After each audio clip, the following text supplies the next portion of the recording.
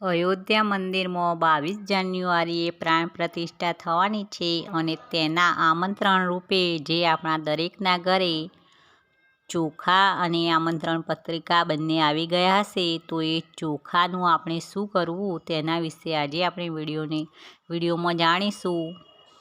તો પહેલાંના જમાનામાં ખાસ કરીને દરેક શુભ પ્રસંગમાં હાજરી આપવા માટે ચોખાથી આમંત્રણ આપવામાં આવતું. પહેલાંના જમાનામાં આવી કોઈ પત્રિકાઓ છપાવવામાં આવતી નહીં. ખાસ કરીને ચોખા દરેકના ઘરે મોકલવામાં આવતા અને કંકુવાળા કરીને મોકલવામાં આવતા અથવા તો હળદરવાળા કરીને મોકલવામાં આવતા. તો બસ આ એક તરફનું આમંત્રણ એ રીતે ચોખા આપવામાં આવતા. તો આ ચોખા આપણા ઘરે આવ્યા તો આપણને પણ અયોધ્યામાં પ્રાણ પ્રતિષ્ઠા થવાનું આમંત્રણ છે. તો આ ચોખાનું આપણે શું કરવું?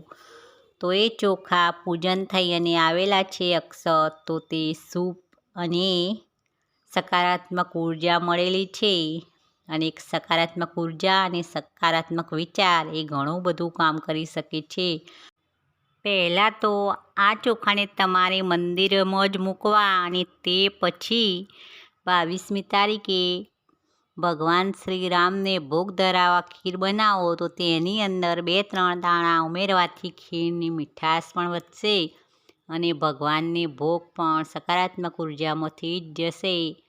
તે ઉપરાંત જો પણ તમે બીજું કંઈ કરવા માગતા હો તો તમારા જે વર્ષનું અનાજ ભરતા હો, ઘઉં, ચોખા, બાજરી કે જુવાર ગમે તે, તો તેની અંદર તમે આ 2-3 ચોખા નાખી અને તમારા અનાજના ભંડારો હંમેશા ભરેલા રહેશે. અન્નપૂર્ણાની કૃપા તમારા પર બની રહેશે.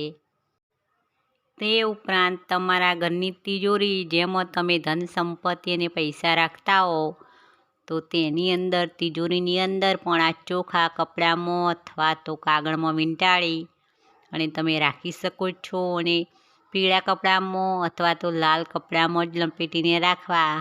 અને તમે જો કોઈ શુભ કાર્યમાં જતા હો તો તમારા ખિસ્સામાં કે પર્સમાં પણ આ ચોખા રાખી શકો છો. તો ભગવાન શ્રીરામના આશીર્વાદ તમારા સાથે રહેશે અને ભગવાન શ્રીરામની કૃપા હંમેશા તમારા પર બની રહેશે. તો મિત્રો, આ માહિતી આપી અયોધ્યાથી આવેલા ચોખાનું શું કરવું તેના વિશે. તો મિત્રો, વિડીયો પસંદ આવે તો એક લાઈક અવશ્ય કરવું, શેર પણ કરવો અને આવા નવા વિચાર જાણવા મારી નવી વિચારધારા ચેનલને સબસ્ક્રાઈબ કરો. ફરી મળીશું નવા કોઈ વિચાર સાથે નવી વિચારધારામાં.